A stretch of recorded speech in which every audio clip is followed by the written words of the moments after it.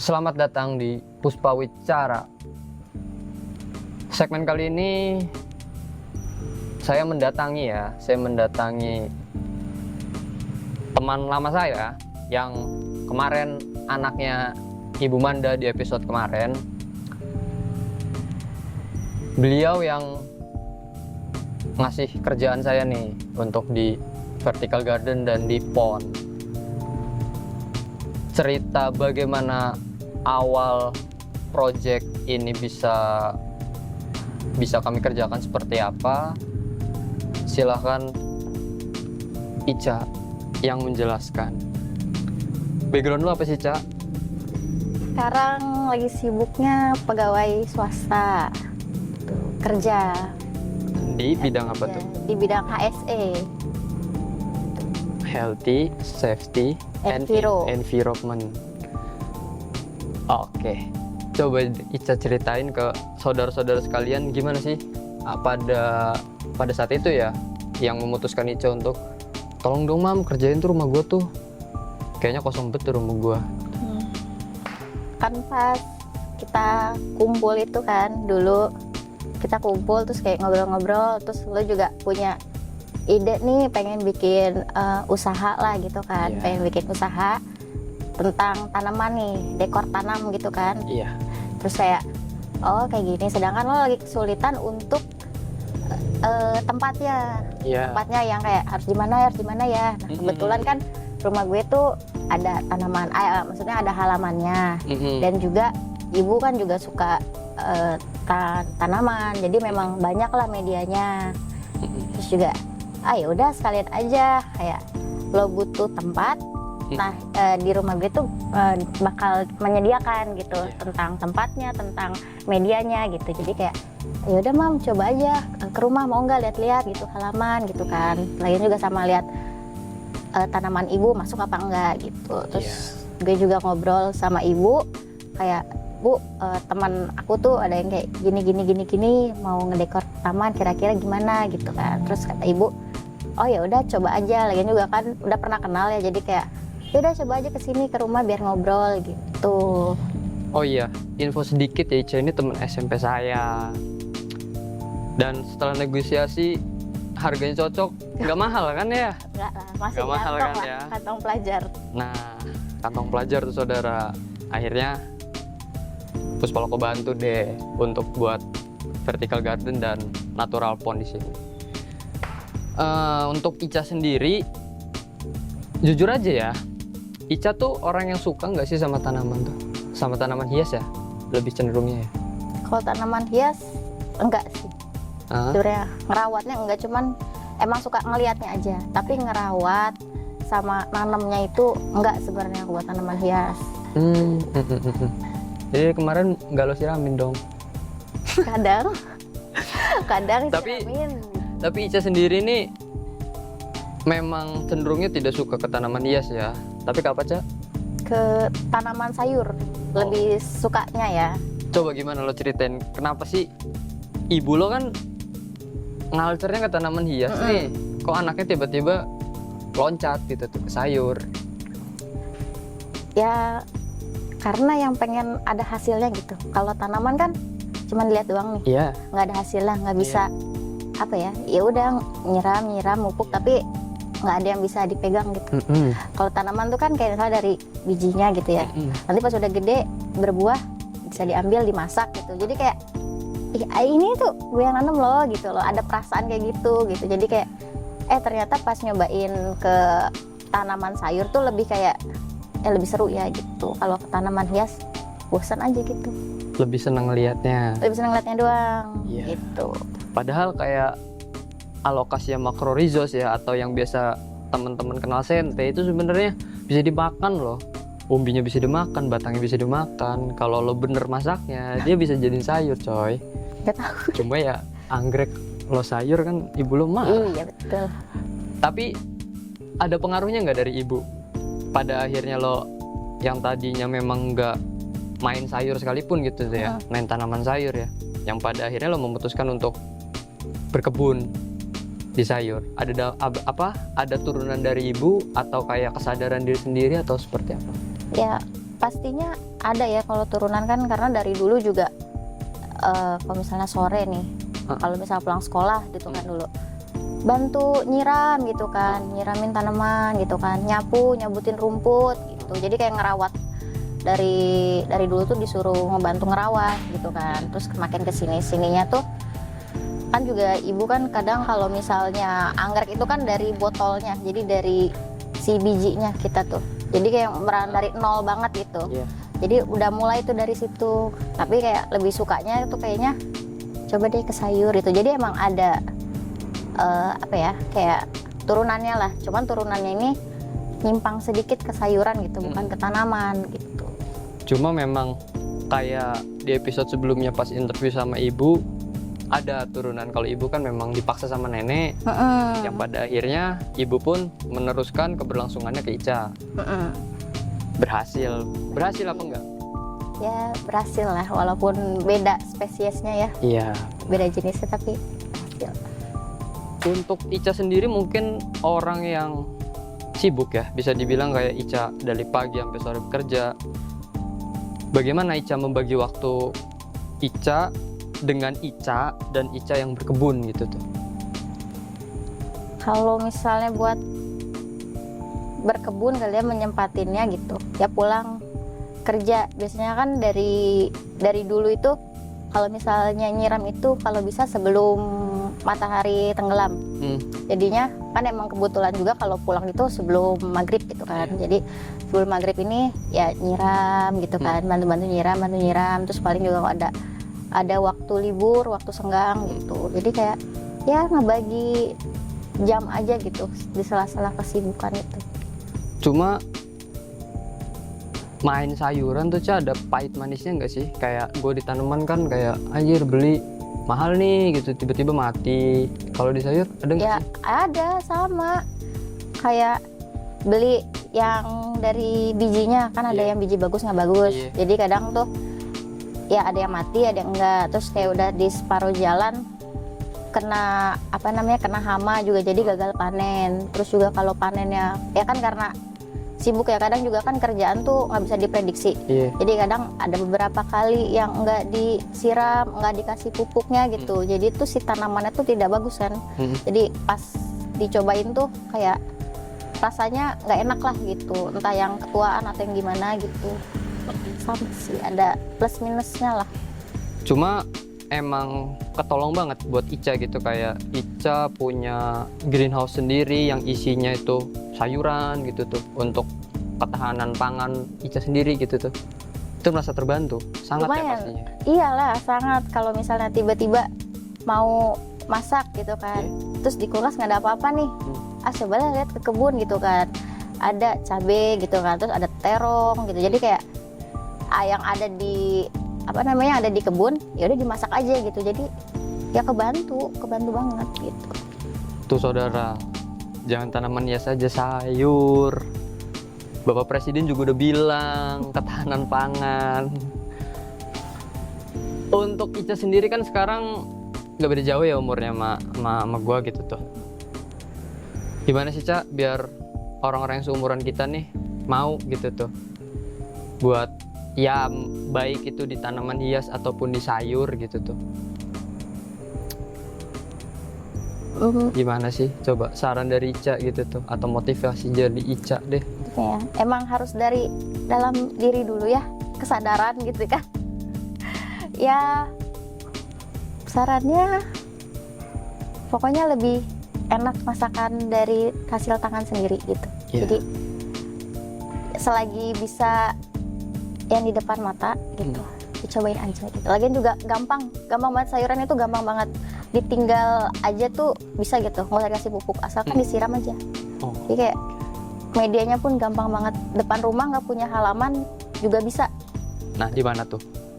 Ya kalau misalnya punya galon gitu, galon bekas ya kan, ya udah tinggal kasih tanah, terus kasih kompos gitu kan, taburin aja, ditaruh di depan pagar misalnya, yang kena matahari. Oh harus kena matahari langsung? Kalau misalnya dari pas bayi tuh jangan dulu, yang kena angin-anginnya aja. Terus nanti kalau udah tumbuh ya udah tumbuh benihnya, cabangnya gitu, baru ditaruh di yang terpapar matahari gitu. Jadi, Tapi langsung apa kayak kalau tanaman hias kan nggak boleh, harus ada paranet, harus teduh. sejauh ini sih aku semuanya langsung terpapar sinar matahari sejauh ini gitu. Rating deh. Kayak coba Ica sebutin nih 5 jenis sayuran yang gampang banget. Tapi Ica juga kasih level di situ. Kayak misalkan apa nih? Kangkung. Kangkung tuh level nanemnya itu sampai kita berhasil panen tuh 9, gampang banget gitu tuh. Kayak dibiarin juga. Ya, Hidup. jadi Coba. gitu. Iya. Tanaman yang pertama apa Ica? Pertama itu kangkung, emang Gampang banget. kangkung gampang. Dari bijinya gampang. Terus kalau misalnya beli sayur nih, Iya. ditanam aja tuh ya bisa lah, kemungkinan masih bisa, ya kan. Itu 10/10 lah, Gampang banget tadi dong. gampang banget itu kangkung ya. Iya. Terus yang kedua bayam. Bayam juga, bayam sejauh ini gampang, dari bijinya juga gampang. Terus bayam, kacang panjang. Kacang panjang. Kacang panjang Rating dulu gampang. bayam berapa tuh? Oh. Sama 10. 9/10 lah. Nah, susahnya apa bedanya sama kangkung? Susahnya karena kalau bayam biasanya gue gagal jadi gitu. Gagal Ada jadi beberapa. dalam artian apa tuh, Cak? Kagak keluar daunnya, Enggak, karena apa pas kecambah?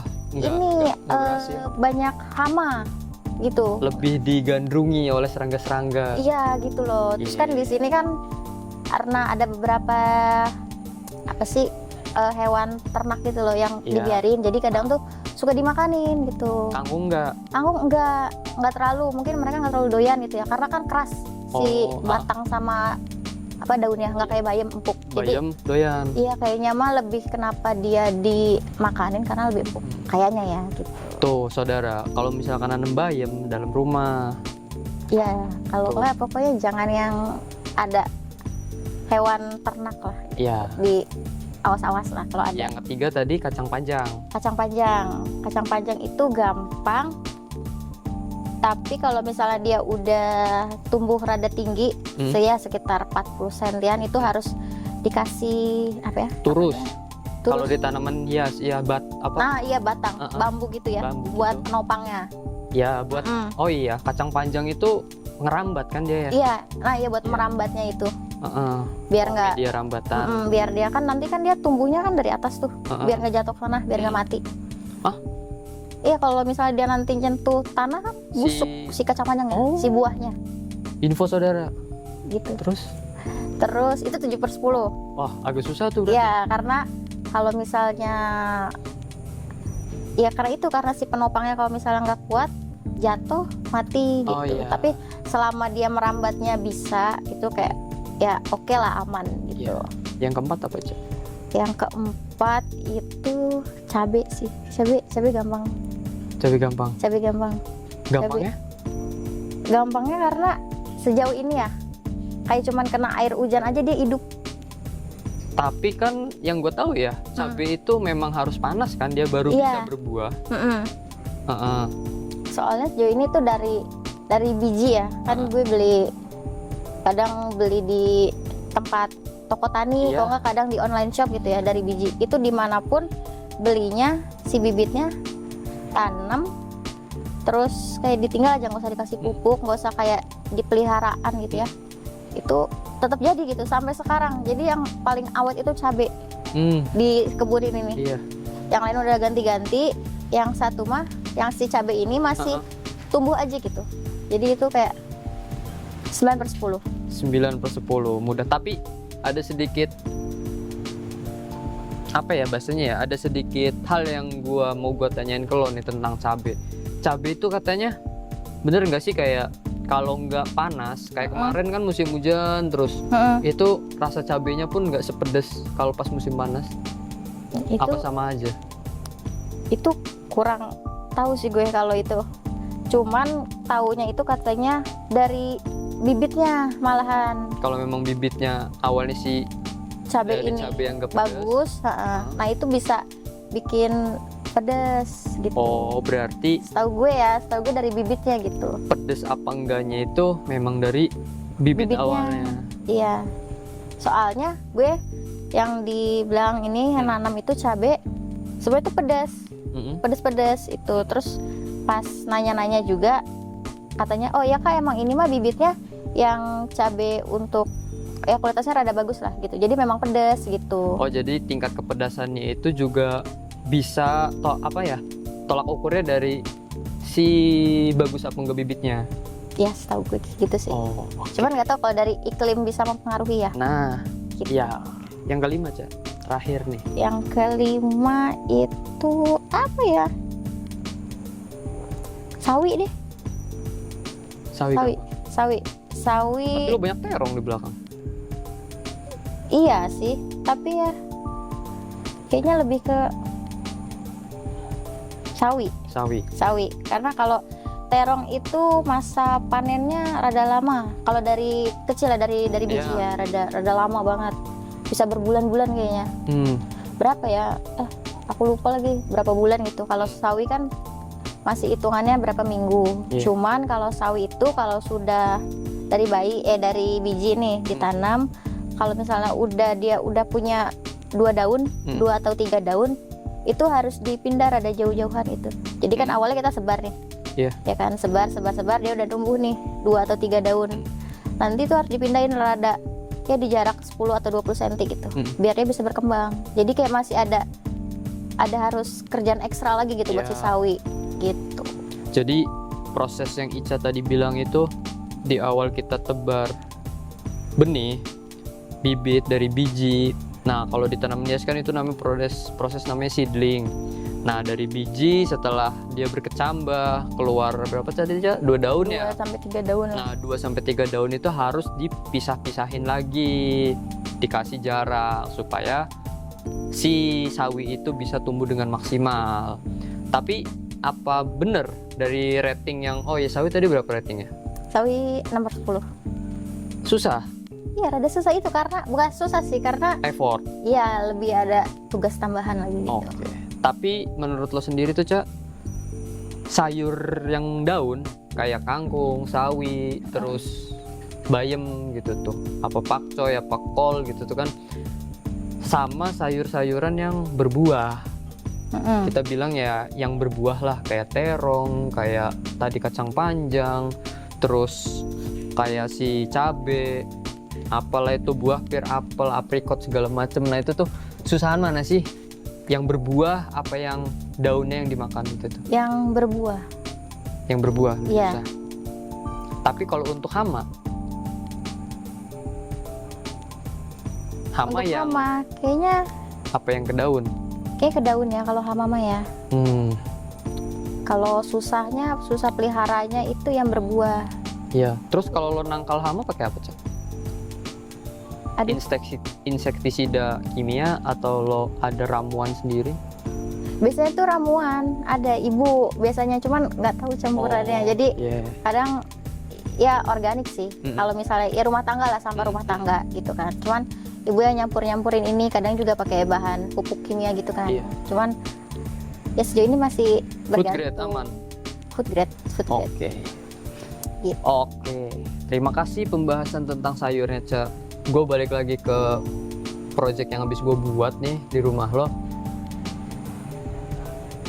Dampaknya apa sih ke lo? Kayak yang tadinya kosong, akhirnya kita buat vertical garden, yang tadinya kosong kita buat kolam. Ya yang kelihatannya mah ini ya kayak lebih ya dari dilihat lah tertata gitu Iya. ya. Halaman tuh lebih tertata, lebih asri, lebih adem gitu kan. Yang kelihatannya, terus ya emang ngerasa lebih apa ya? Ya lebih sejuk gitu, lebih adem gitu. Berarti nggak secara langsung preset yang gue tahu tentang orang yang stres ataupun capek ngelihat hijau-hijau seperti ini terobati, bener? Iya sih sejauh ini, karena kan kalau kayak ngelihat, apalagi kalau misalnya dia basah ya habis disiram gitu sama misting tuh kayaknya kayak enak aja gitu, terus nyium bau-bau abis kayak Iya. tanah kena Tanah kering, air air. gitu kan, itu kayak emang enak banget sih, tenangin gitu, nyejuk. Tuh saudara, ada dampaknya tetap. Yang penting nggak capek pulang lembur, kalian langsung nyiram tanaman itu bakal capek, nggak dapet enaknya ya. Terima kasih saudara telah nonton kita ngobrol ya. Terima kasih. Sampai jumpa di next video. Jangan lupa pantengin terus channel kami karena akan ada banyak sekali video-video kegiatan kita maupun project dan kita jalan-jalan. See you next video. Terima kasih.